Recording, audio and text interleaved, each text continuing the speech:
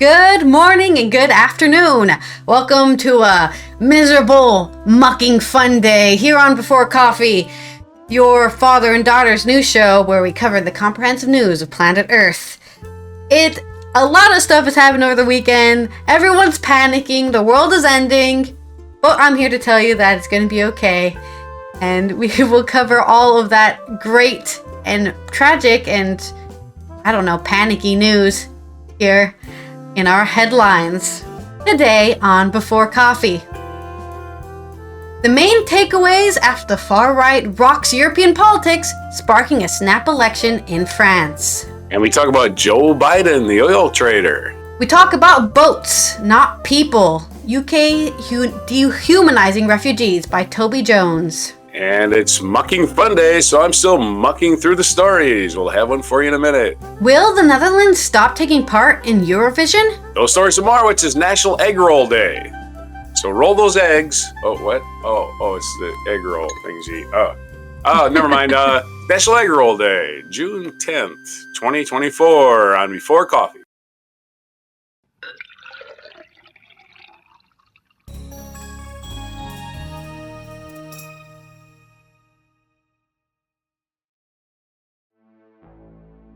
Okay, so yes, the European elections have happened, and everyone is freaking out.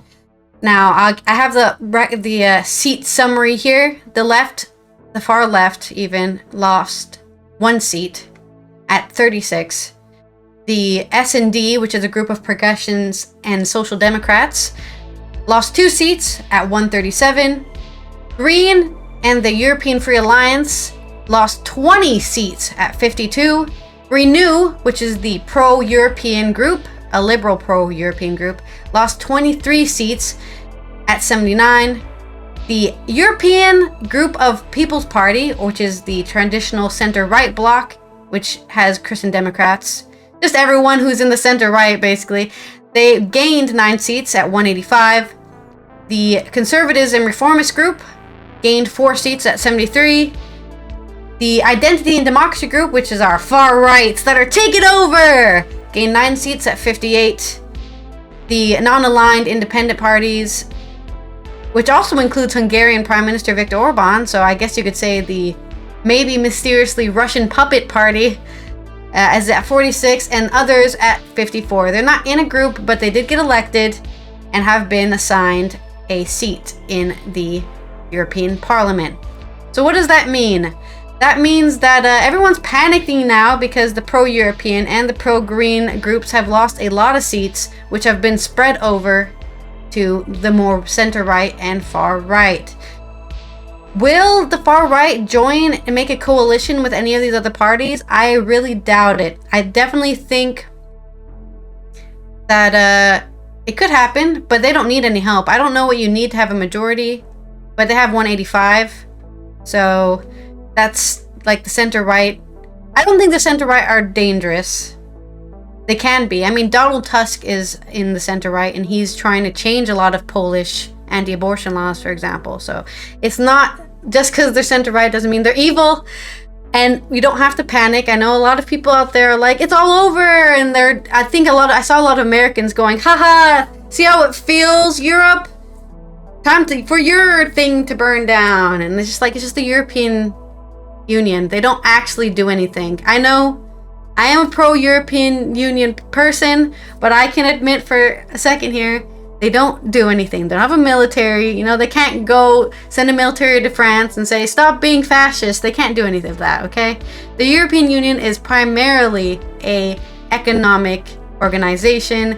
That's all they really care about. Open borders so that they can trade goods with each other and make each other rich, okay? They do pass provisions that countries can elect to agree with. They don't have to agree with them, but they can elect to agree with them. It's mostly just a peer pressure government, right? Hey, France is deciding to agree to these things, so everyone else should. And that's why people, I guess, are really worried, is because France and Germany have gone more far right, which is worrying because they're the biggest players. And the only reason the EU exists, realistically, if Germany and France didn't constantly beat the rest of Europe up, there wouldn't be a European Union, okay? They would just stay. There would have been no European Union. Anyways, let's go into AP's article here by Lauren Cook about what we can take away from these election results, according to at least AP. A 4-day election has shaken the foundations, I love this dramatism here, of the European Union, with the far-right rocking ruling parties in France and Germany, the bloc's traditional driving forces. For the next 5 years, it will be harder for the European Parliament to make decisions. French President Emmanuel Macron called a snap national election after Marine Le Pen's national rally humbled his pro-European centrist in the polls. I don't know why he's giving up his actual, electoral office in his country just because of the European Parliament, but hey, I guess he doesn't feel confident that people want him in charge, which they don't, because this isn't just about the far right. He's been too much of a centrist on certain issues that are pissing people off. Like last year, during the whole summer last year, what did he do? Raise the pension age. And nobody wanted that, supposedly. Nobody wanted that. German Chancellor Olaf Scholz, Social Democrats also suffered at the extreme right Alternative for Germany, shrugged off scandals to make massive gains. In Italy, and they say massive, it's 9 seats. They're acting like all the seats from the Greens and the Renew Party went straight to the far right, right? All 40 of these seats just went to the far right, which they didn't. I think a lot of these seats actually went to the non-aligned or others. For some reason, they don't show how many seats non-aligned and others gained. They only show EPP gained 9. I don't think that's 40. No, because 9 plus 9 plus 4 does not equal 43 seats. So I'm not sure where these other seats went, but they didn't all go to the far right, people, okay? Calm down. They made 9 seat gains, which I guess is massive compared to last year when they probably didn't make any gains or they lost 2 seats or something, right? But it's not that massive. In Italy, the party of the Prime Minister Giorgia Meloni, which has neo-fascist roots, won more than 28% of the national vote for the EU Assembly, which would make it a key player in forming future alliances. If anybody wants to align with them, that is. Green and pro-business liberal groups across Europe suffered heavy defeats, but mainstream formations held their ground, with the center-right European People's Party remaining the biggest bloc in the 27-nation EU Assembly, which is not a huge deal. Maybe this is actually very common. A reminder that for any Americans out there, a center-right group in the European people, like in Europe, is way more progressive than a center-right group in America, okay? So when we say conservatives here, they're way less conservative than American conservatives. And they are very oftenly making coalitions with left groups, okay? That's, I think in the Netherlands, for example, for a while, it was the center left and the center right were in a coalition for the longest time. So there's a political earthquake in France. Whoa! Oh god! Voters in France will turn the polls in just 3 weeks after Macron dissolved parliament and called snap national elections. Le Pen's anti-immigration, which is, I don't even think France gets that much immigrants compared to the other countries, but I haven't looked at the numbers. I think we covered this before, like a while ago, like how many immigrants are actually going to each country. And it wasn't as much as people make it out to be. Nationalist Party was estimated to get around 31% to 32% of the vote. While a national rally win was expected, the scale of the victory was a surprise, more than doubling the share of Macron's Renaissance Party, which was projected to reach around 50%. It should become clear by mid-July whether a weakened Macron will be forced to work with a far-right government in an uncomfortable cohabitation. Maybe there's like a left group I don't think the left groups want to be with him. That's probably the issue. I think it's time for him to step down completely and just let somebody else be the new leader, maybe. I think people are tired of him. That's what happened in the Netherlands too. People were tired of the prime minister, which we had for like 8 years. They were like tired of the guy. They're tired of seeing him on the news every day during the pandemic, during quarantine. So they decided to vote for a different face. They weren't voting for the party. They're just like, I'm fucking tired of seeing this guy on my TV. Yeah, if that was true, it'd get rid of Trump already a long time ago. So I don't think there's anything to that. I don't want to see Trump on the TV, but he's still there even when he's not president. Goddamn. I can't get rid of the guy. I don't think putting people on TV makes him less popular. There's that asshole's on there all the time. Yeah, but I'm just saying that's what happens here in Europe anyway. He hasn't gotten more popular. I think it's very fair to assume that in Europe, at least, there are people who just want a different person in power, because you don't elect the person here in Europe, right? You elect the party, and whoever the party's ruled by is the person that's going to be on the face of the party. So, but you can't just tell the party, get rid of that guy, right? They have to internally agree to get rid of that guy. So the best thing you can do as a voter is not vote for them, and then the party goes, oh shit, no one likes Macron, we need to get rid of him. And then they'll put a new face in front of the party, and then hopefully get those votes back. That's usually how European parties work. Yeah, people in his party told him, we're losing votes. And he said, okay, fine, you'll like me, here's an election. That's basically what happened. Yeah, exactly. Here's a snap election. I'll prove to you. They're always a hissy fit. Yep. When it comes to Germany's hard right, Scholz's ruling Social Democrats recorded their worst post-World War II result in a nationwide vote. Well, as we covered last Friday, or was it Thursday?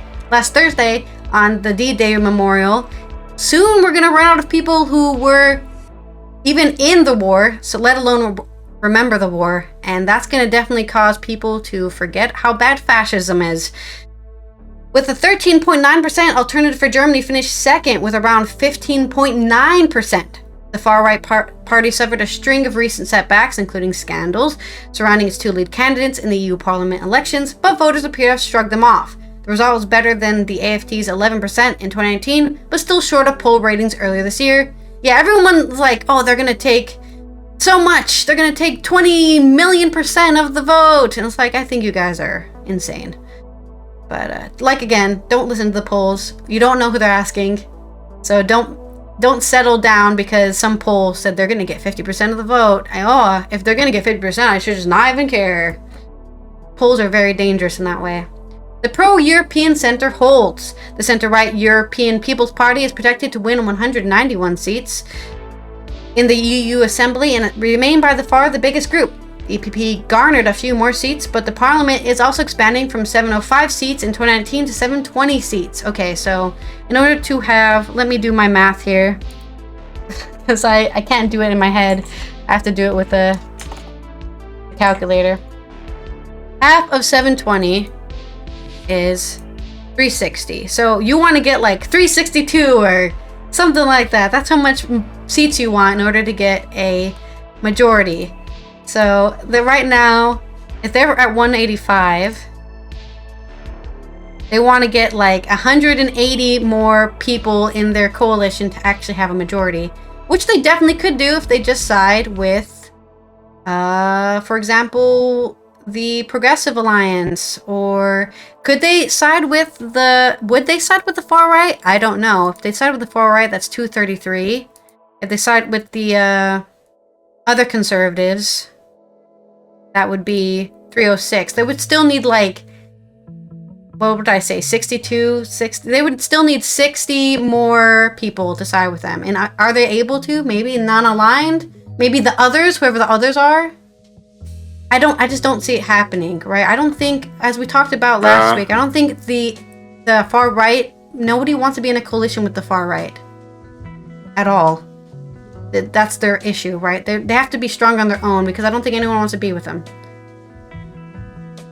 The second biggest bloc, the center, I like how they say here that the European People Party only gained 9 seats, which is marginal, but when the European far right got 9 seats, it's a freaking huge lead. They both got the same amount of seats. Massive gains when the far right gets 9 seats, but it's only a marginal increase when the EPP gains 9 seats.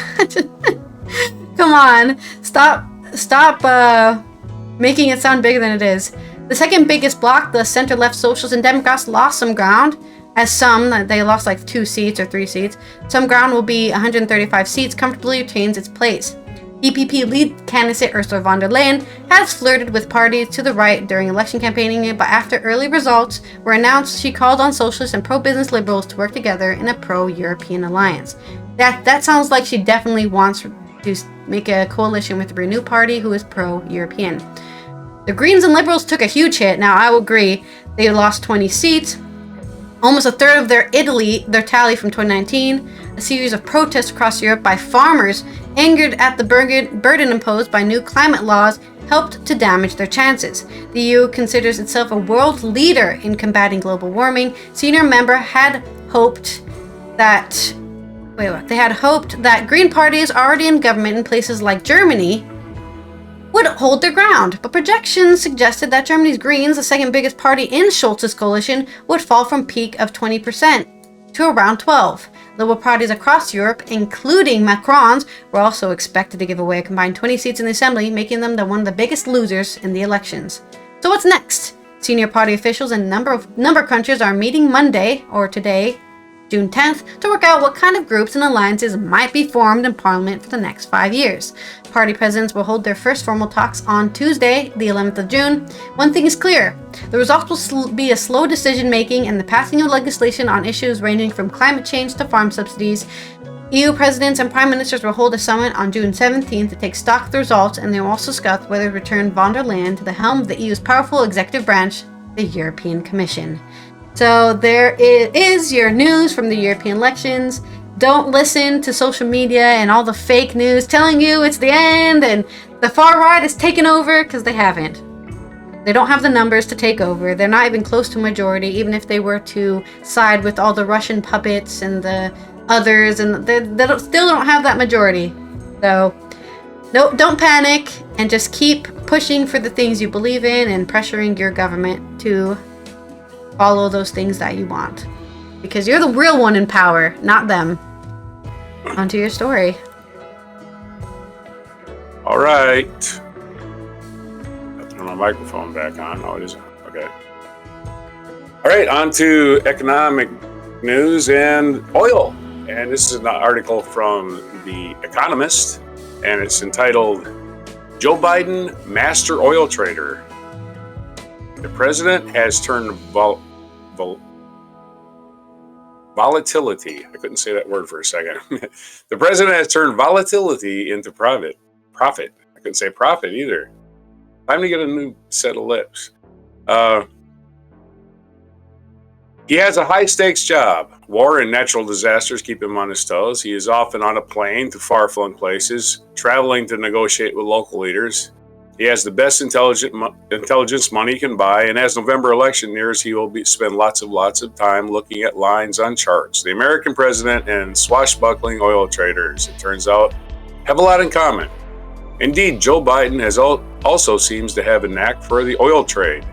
2 years ago, as his administration initiated the largest ever sell-off of America's Strategic Petroleum Reserve, the SPR, an emergency store of crude oil to counteract price surges caused by Russia's war in Ukraine. Back then, dwindling stocks left observers twitchy. What if there's another shock to the system?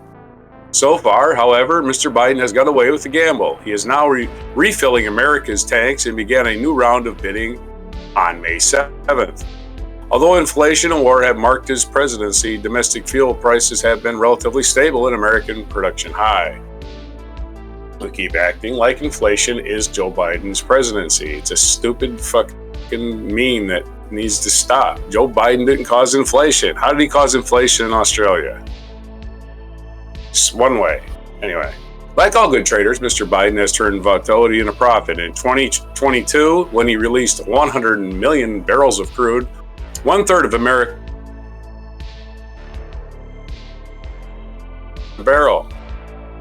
In July last year, when the West Texas Intermediate WT was at $60 a barrel, he began to fill the reserve. The president has replaced about 1/5 of what he sold, posting a profit of $582 million, and has managed to time the market to perfection.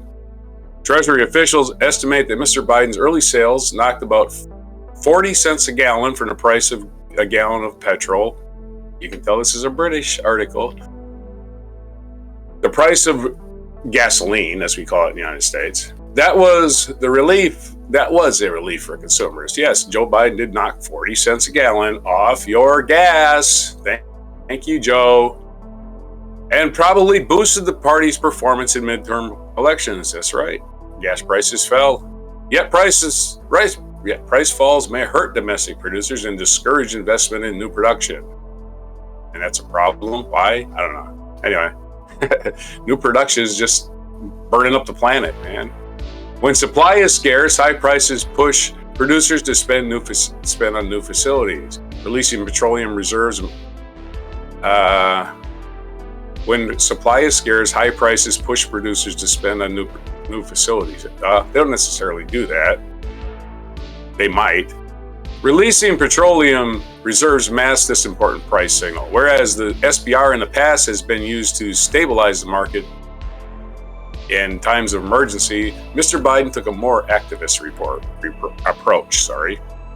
When the president sold the reserves, he promised to buy back some of the barrels if the prices fell to $67 to $72, well above the SPR's historical purchase price, which in effect made the government a buyer of last resort. Now he rewrote the rules to allow the government to offer producers forward contracts at fixed prices. McDonald's, a fast food restaurant chain, stabilizes chicken nugget prices in a similar way. Producers give up a chance of more money and prices rise by the time of delivery, but they know they will make no less than the contract guarantees. Since October, Mr. Biden has offered a rolling option to enter into forward contracts at a strike price of $79, up from the 3 million barrels a month. This is a drop in the barrel. This is a drop in the barrel in global market that clears 100 million of them a day. But this standing offer to buy at such a price may have encouraged domestic producers to keep drilling. Moreover, in volatile times, producers usually underinvest and leave profits on the table rather than risk oversupply and painful losses. For this reason, petrol prices often rise faster than they fall. Mr. Biden hopes that reducing the risk that prices tumble, he will spur domestic shalemen to invest. I guess they're called shalemen too. It's another name for oilmen. Shalemen. Will spur domestic shalemen to invest, and this will pull prices into a target range. Indeed, planned invest more than tripled months after announcement of forward contracts, even though prices were falling at the time. Maybe I should do it with a British accent.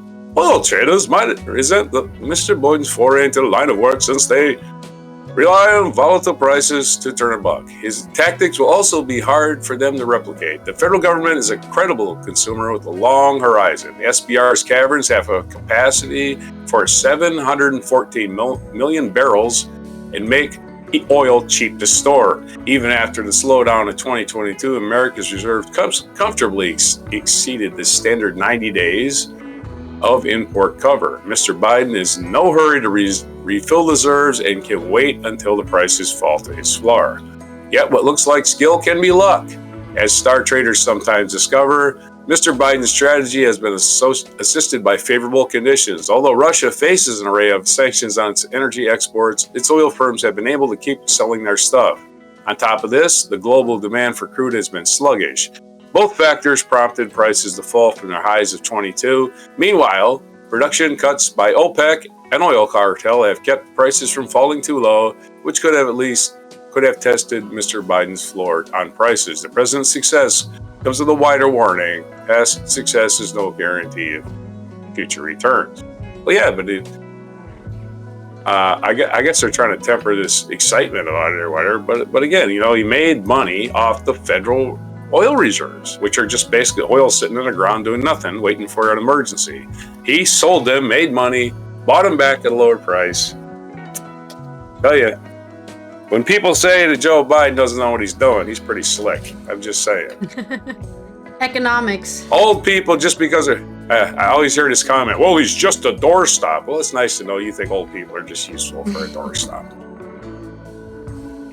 I mean, if it was a doorstop, there would just be a lot of things happening that he doesn't want to happen, I guess. He would have... Well, it's coming from somebody who's basically a high school dropout, and if they were a doorstop, it would be a step up in education. But yeah. So, yeah, people have never done anything, or usually people get all the criticisms, or never read a book, or don't understand economics. Inflation! Oh boy, here we go again. people that don't understand what inflation actually is, can't explain inflation to you, complaining about it. Very odd indeed. Politics are politics. Back to you. Okay. Now that we have the results of what people want to say is a far-right surge against anti-immigration, which I don't agree with, but sure, let's say that's why the far-right is getting voted for. Why are we talking about immigrants like they're just boats and not people who are drowning in the channel? This is what BAFTA winning actor Toby Jones has highlighted, reported by Nadia Komami on The Guardian. The dehumanization of refugees arriving in UK in the boats and called the Rwanda deportation scheme the latest in a long line of challenges that asylum seekers have to face just to survive, says Toby Jones. Jones, known for his extensive actor roles on stage and screen, is taking part in a 24-hour Shakespeare marathon to fundraise for Compass Collective, a charity that supports the integration of young refugees in the UK through the arts. The actor, who has been a trustee of the charity since 2020, will join more than 80 players, including Robert Glynester, Sylvestre Le Touzel, Owen Teal, as well as young refugee actors for the production, which takes place at Scrum Studios in Hammersmith, West London, on June 21st. So I guess get your tickets now so you can help charity. You have to be inhuman to not respond to the children who find themselves as refugees because through no fault of their own, they're exposed to forces beyond their comprehension, forces which are potentially extremely dangerous and life-threatening, Jones said in an interview with The Guardian. Think of the children! Unless they come in boats, then don't think of them at all. I went to the Calais jungle with Good Chance Theatre and Letters Live a few years ago and performed there. Being shown around the camp had a profound impact on me. Just the vulnerability of the young people and their yearning for a better life. No one crosses the world and puts themselves in such extreme danger without having a very good cause. The 57-year-old, who has appeared in Harry Potter, The Hunger Games, and most recently, Mr. Bates vs. the Post Office, which we did talk about back when that came out. The show that basically changed the post office because they proved how fucked up the UK post office was, and they actually had to pass regulations to fix the issues. Paid tribute to the Compass Collective's work to help mold people who can thrive in the societies in which they find themselves. The issue of refugees is often treated with such binary attitudes. The situation is caricatured and misrepresented, he said. But whatever anyone thinks, we have unaccompanied young people at the start of their lives who need support. We talk about boats, we don't talk about people anymore because that's harder to talk about. But often these things aren't actually boats. They're inflatables that barely survive afloat, and they're full of individuals with the same hopes, dreams, and ambitions as the rest of us. Compass Collective supports about 500 young people aged 14 to 26, 70% of whom are unaccompanied minors. That's right, they literally just were like their parents paid for some smuggler to get them the hell out because they wanted their children to survive, and they're being condemned to Rwanda, which is where their parents aren't, by the way, so they're still unaccompanied. They're just like, yeah, go figure it out in Rwanda. No one's gonna give a shit about you. Represents a setback in our collective journey towards a more compassionate world. Asked about Rwanda scheme, Jones said it was utterly extraordinary in this day and age that a project like that seems like a viable proposition. But Rwanda is just the latest in a long line of challenges that these people have to face to survive. Compass expects to get through 23 Shakespeare plays and 3 simultaneous table reads during the marathon, the charity co-founder Lee Gayer said. So if you want to see some brilliant Shakespeare plays that you don't want to read, go ahead and check that out. The main roles for each play will be cast in advance, with others being spontaneously cast from the tables as they're performed. We'll be kicking off with Romeo and Juliet. As the evening draws, we will perform A Midsummer's Night Dream. As the clock strikes midnight, we will enter the darker mind of Macbeth, Hamlet, and Richard III. They will also feature such plays as The Tempest, which is the long-lost Shakespearean play with a focus on home. This year's theme of the Refugee Week, which runs from the 17th to 23rd of June. Who knows what kind of acting happens at 4 a.m. after hours and hours of reading Shakespeare? Perhaps the stuff that dreams are made of, Gayer added. Jones said he had witnessed the young people's resourcefulness in the sessions they had together.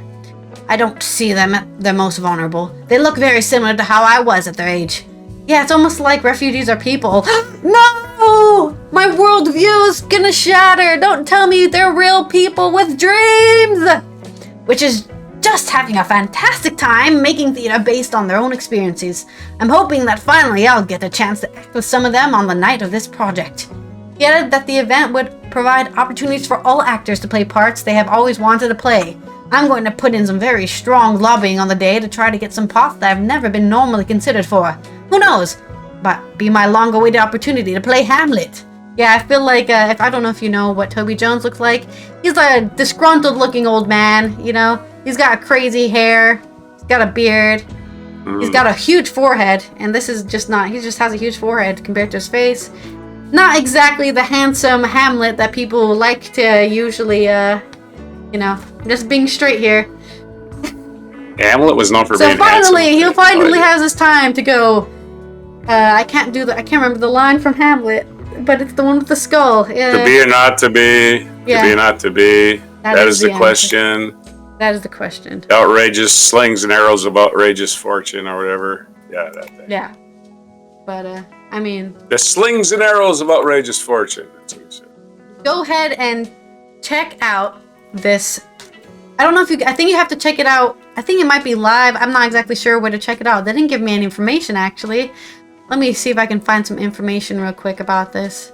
Because it's really weird that they're just like, yeah, we're having a fundraiser. Where? Good luck. Good luck finding it. Okay, they have a thing celebrating Refugee Week. Where is this? Like, we're looking for doing a very fundraiser live. Here we go. So they're doing a live. It is a live show. Where? Are they not telling us? Find out more in the comments, I guess.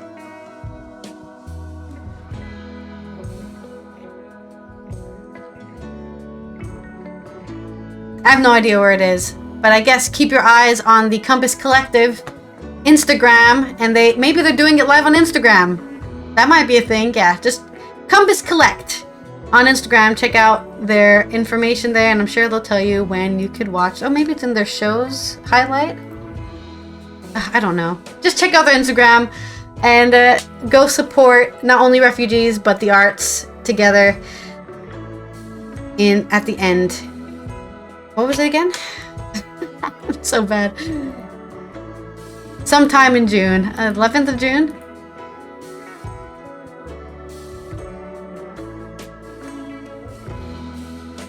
I literally don't know. I've gone to their page, but I don't remember. It doesn't even say here. Oh, wait.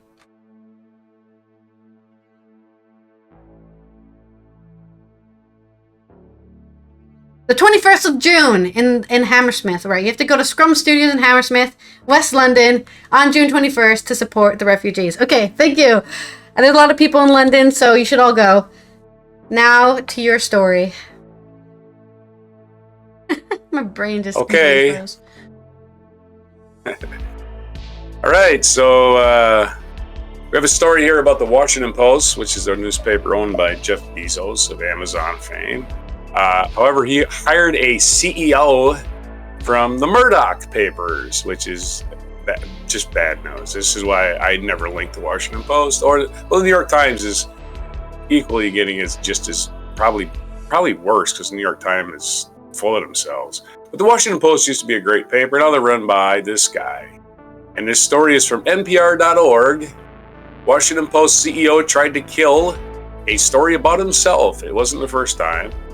David Flick is the reporter from NPR. The Washington Post has written twice this spring about allegations that have cropped up in British court proceedings involving its new publisher and CEO, Will Levis. Will Levis is a quarterback in the NFL. Will Lewis. In both instances, Lewis published his news. In both instances. Again, I'm having trouble talking. In both instances, Lewis pushed his newsroom chief hard not to run the story. According to several people at the newspaper, then executive editor Sally Busby emerged rattled from both discussions in March and in May. Lewis's efforts were first reported by the New York Times. A second Post article in May, which was thorough and detailed, ran just before Lewis announced his priorities for the paper, which is financially troubled. Surprise, surprise. They got an idiot running it.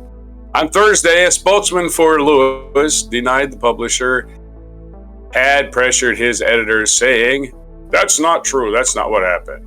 Busby did not recuse herself from the stories, which were overseen by managing editor Matea Gold, and drew upon reporters from three desks. Lewis did not block the story from running. He unexpectedly announced Busby's departure on Sunday night, about 3.5 weeks after the longer story ran, along with a restructuring of the newsroom's leadership structure. That's right. It's a restructuring when we fire people, okay? It's not the first time that Lewis has engaged in these intense efforts to head off coverage about him in ways that many U.S. journalists would consider deeply inappropriate. In December, this is a reporter saying this.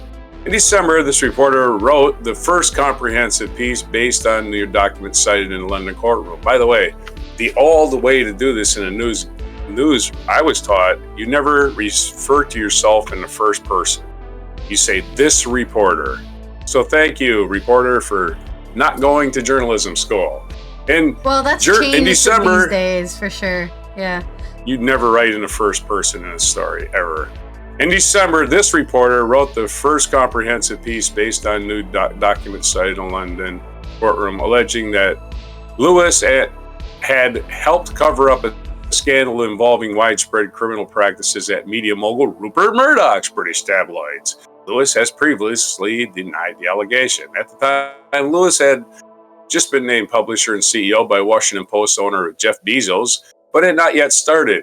In several conversations, Lewis repeatedly and heatedly offered to give an exclusive interview about the Post's future as long as I dropped the story about the allegations. At the time, the same spokesperson, of course, who works directly for Lewis from the UK and has advised him since days at the Wall Street Journal, confirmed to me that an explicit offers on the table. Drop the story, get the interview. NPR published the story nonetheless. On Thursday, the spokesperson declined comment on that offer. The first interview appears to have gone to Puck's Dylan Byers. It ran the day after Post's piece in May. When the late former Post manager editor Eugene Patterson was publisher for the St. Petersburg Times, he insisted the newspaper report his arrest for driving under the influence of alcohol on the front page. Similarly, NPR has reported independently on controversies in the travails of its own leaders. Lewis comes from a different tradition. In Britain, he earned his reporting spurs at the Financial Times, then moved over to Murdoch's Sunday Times as business editor for 3 years. Lewis then made his name as editor for the Daily Telegraph, a broadsheet newspaper favored by elites in political and financial circles. It has historically been considered by British observers to be closely allied with the Conservative Party line. Lewis has now named one of his former colleagues at the Telegraph who helped him land a major and controversial scoop to lead the Post's primary news reporting. That's Rob Whitted, the Telegraph's media group's deputy editor, who, like Lewis, is British. At the Telegraph, the two journalists arranged to pay his source £110,000 for a database detailing inappropriate expenses by British lawmakers at taxpayer costs. It was hailed as a huge story leading to resignations and reforms, but it violated a key component of major U.S. news outlets' ethics codes against paying sources. Lewis left the Telegraph to rejoin Murdoch Media Empire. He would later go on to become publisher of the Wall Street Journal, also owned by the Murdochs. And there's allegations that he cleaned up their hacking scandal. Lewis was initially recruited away from the Telegraph to join Murdoch's British newspaper wing, now called News UK, and soon Lewis was assigned, along with a close friend, to help the Murdochs address a growing scandal there. Their tabloids were accused of committing crimes on an industrial scale, as former Prime Minister Gordon Brown put it. Man, I forgot Gordon Brown was Prime Minister. Wow, he wasn't there for very long. What a long time ago. including hacking into voicemails and emails of both celebrities and private citizens. The scandal erupted into public view in 2011 when it became clear that the targets of hacking included the victims of violent crime and veterans killed in combat. Lewis helped to coordinate with Scotland Yard and parliamentary investigators. Instead, attorneys of Prince Harry, Hollywood star Hugh Grant, and several British government officials alleged that Lewis stood at the center of an effort to cover up the company's executives' knowledge of those practices. In particular, Lewis is accused of giving a green light to deletion of millions of emails after authorities had asked for the company to retain records for its investigation. Lewis denies all wrongdoing, but has declined further comment. He is not named defendant in any civil claims, nor has he been charged with any criminality. His actions remain in dispute as part of ongoing cases involving Harry and others. To date, Murdoch Media Empire has paid an estimated $1.5 billion in settlements and costs associated with hacking scandal. Late last fall, it made a six-figure payment to former cabinet minister Chris Huhne, whose scandals had been intensely covered by the tabloids. More recently, News UK settled with Grant, who said he had accepted for an enormous amount of money and to avoid paying close to $10 million in legal fees. So the CEO of the Washington Post is one of them Murdoch scumbags who's going to tell you what the news is, not report the news. He's going to tell you what the news is. That's what he's going to do, folks. They're going to tell you what the news is and how to think about it because you're simple-minded and you're just going to believe that the newspaper tells you. That's their theory. They want to tell you how to vote. They want to tell you how to think. They don't want to report the news. This is Murdoch's mission. This is his mission. That is his mission.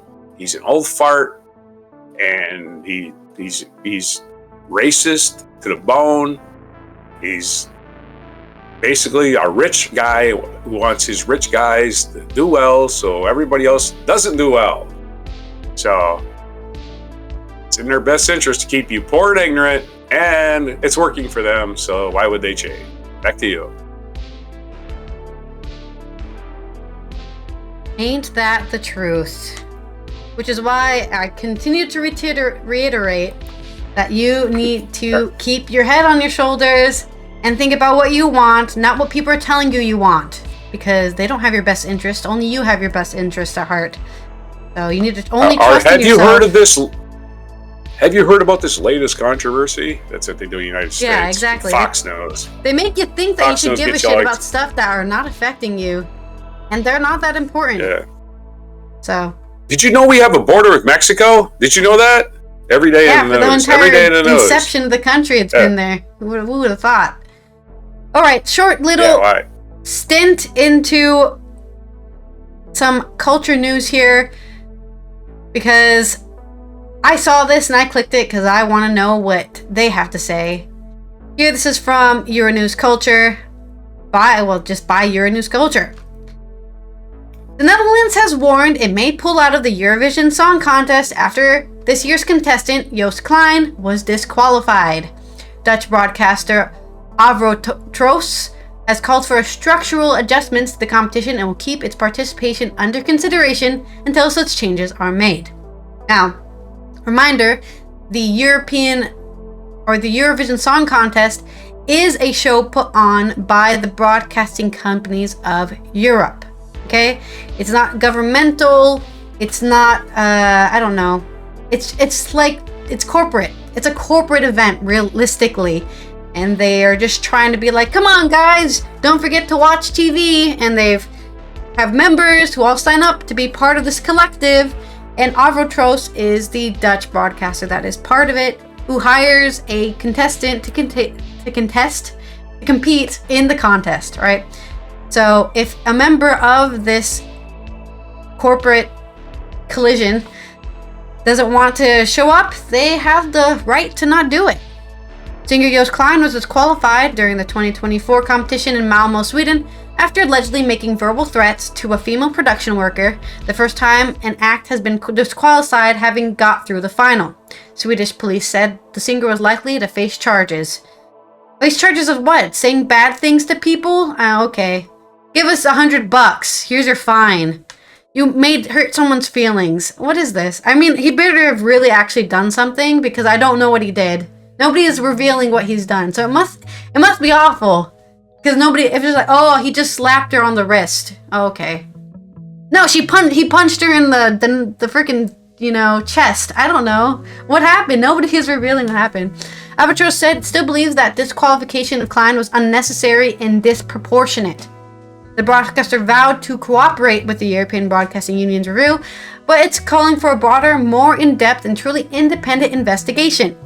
In its statement released last week, on the Thursday, 6th of June, Albatross underlined that its concerns went beyond the incident involving Klein and Malmo, voicing the need to look into the contest management, rules, and appeals process, and increase pressure on artists and delegations. The 2024 Eurovision Song Contest was among the most controversial in the competition's history, in part overshadowed by protest over Israel's participation in the contest. Reminder that Russia has been banned from participating. So, one person who's in a conflict is allowed, while the other person is not. Last week, Ireland's Bambi Thug, of course, we talked about this last week, talked about this investigation into the Israel delegation, including comments made during the performance, as well as offstage incidents during the dress rehearsal of the grand final. So, let's look at this. The Swedish police, but this is from the 14th of May, they're saying that he is definitely being charged with something. There will be a prosecution, but it's even been accelerated. So I guess we'll find out soon what altercation happened. But it didn't involve a serious crime. So why are they not telling us what the crime was? That's what's scary for me, is that we need some clarity. And from this disqualification that was according to Albatross, is disproportionate. So Albatross knows what happened, but they won't reveal why and what and who and what, just there's no information, and it's very suspicious to me that if it's not a big deal, just say what happened, right? There must be a story altercation. But that's my short little news on that. Well, there must be a story about it, right? Somewhere. Maybe. No, that's what I'm saying. I'm clicking happened. I'm clicking all the news, at least on this website, right? And they're all just saying there was a physical altercation, but they won't say why he's being fined for it. Like, is it normal to be fined for that? I don't know. Just politics ruining everybody's fun. Yeah. For no reason. I don't know. I don't even Some think this is person in your country did something wrong. This isn't political. That's a weird thing. Right? Like, why is Russia banned? Why is anybody banned from it? Because the country did something wrong? Or some lady was in his face with a camera, and he said, "Get away from me." So there's nothing to do with politics. There's no politics involved. It was a personal misunderstanding, but he was not only arrested for it, but he was disqualified for it. And they make it sound like he's sexually assaulted her in backstage or something. That's what's weird about it. I guess they're maybe focusing on this to keep away from other things, right? Push this story. If you push this Joost Klein story, nobody will pay attention to the things that actually matter. I don't know. That is politics. No way it is, yeah. That's my short story. Just a little update, I guess. He's in serious trouble. All right, Dane Henry, Dan. Back before all this horrible humanity catastrophe of Eurovision, there was wars and stuff. But back in 1190, Holy Roman Emperor Frederick I drowned while trying to cross the Salef River on the Third Crusade to the Holy Land. So the Holy Roman Emperor actually went on these crusades because, God's going to protect me, right? In God drowned him in that river. That's what he did that day. In 1772, Rhode Islanders in the American colonies boarded and sank the British revenue cutter Gaspee in Narragansett Bay. Just to be assholes? I don't know. Because the Revolutionary War wasn't going on. Just some Rhode Islanders. Just, we got you. We're just going to sink it.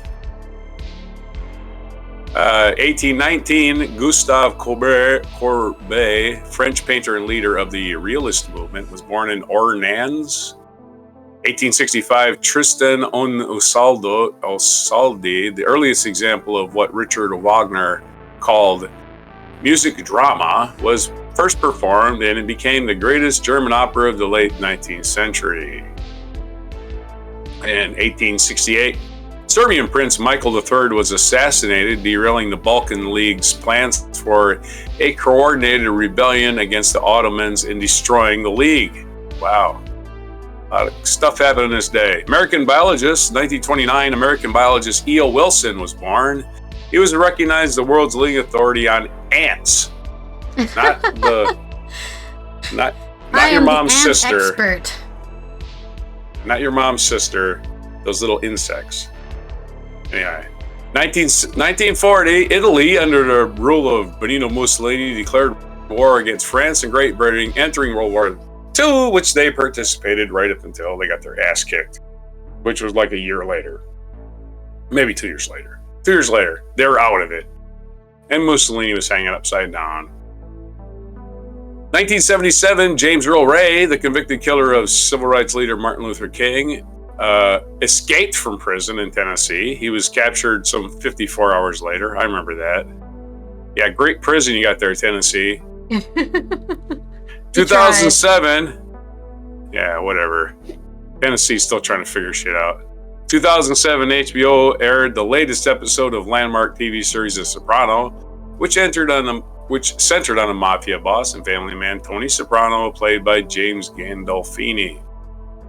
In 2016, Gordie Howe died in Toledo, Ohio. He was one of the game's best players, known for extraordinary puck handling, wrist shots, and legendary toughness, and legendary longevity, because he played into his 50s in the NHL.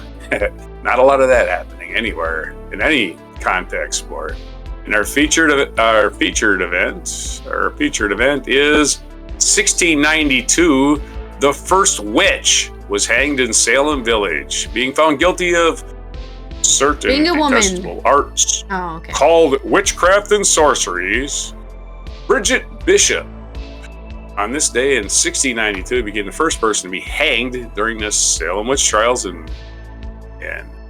Massachusetts Bay Colony. Oh yeah, she's a witch. She's figured out how to tie a knot. Who knows what the hell these people are up to? Detestable arts. Ah, Jesus. People have not gotten a lot smarter since then, but yeah. Just complete morons back in those days. Well, they're still complete morons now. It's just give them enough rope and to hang themselves, as they say. Judy Garland's birthday today. She was born June 10th, 1992. Played Dorothy in Wizard of Oz. Born in Grand Rapids, Minnesota. Died June 22nd, 1969. In London, England. She died in London. Other birthdays today. Philip, the Duke of Edinburgh. Which Prince Philip, the guy who married Queen Elizabeth. Yeah. He was born this day in 1921. So happy 103rd birthday to Prince Philip, who is the father of the king. 1922, Judy Garland, American singer and actress. He did that. John Edwards, United States Senator, 1953, ran for vice president with, what's his name? We'll think of it in a minute. The guy who lost.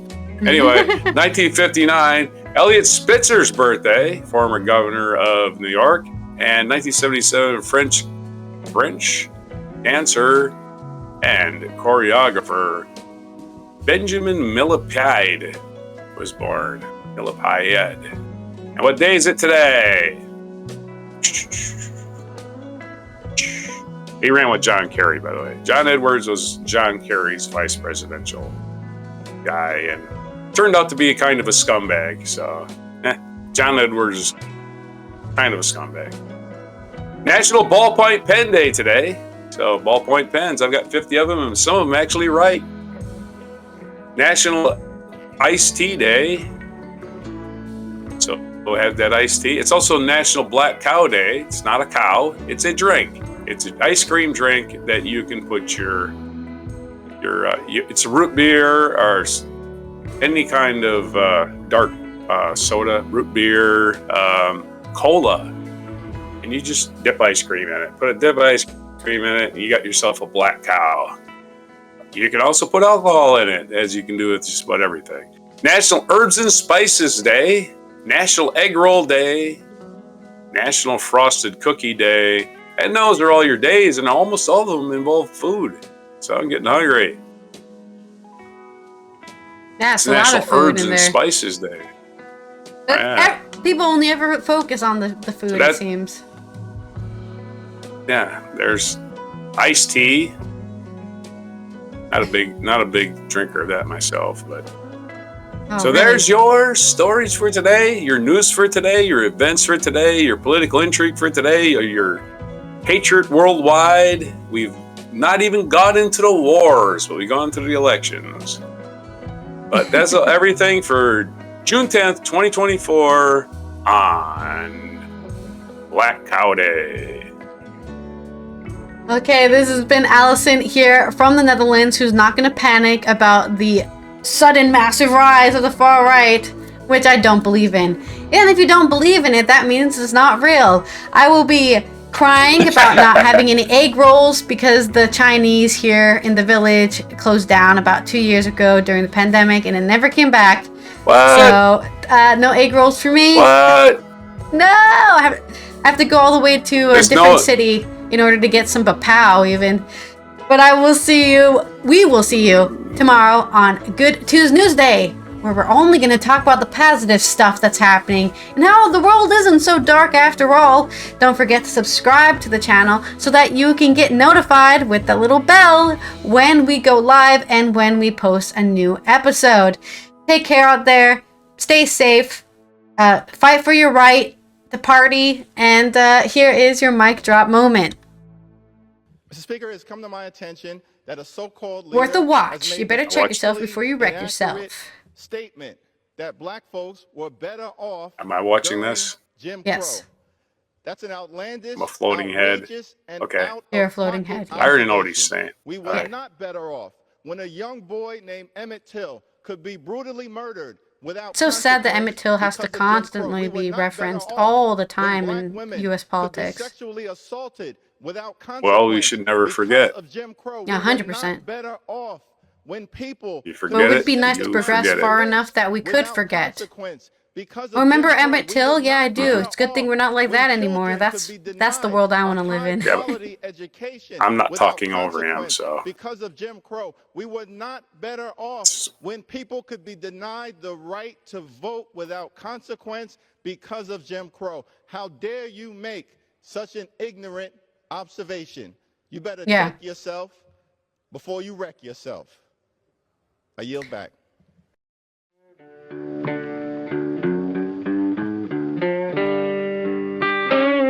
Be sure to hit the like, subscribe, and notify buttons, and follow our other channels, Toxic Alley, History of Gravy, and Scratchy Old Records.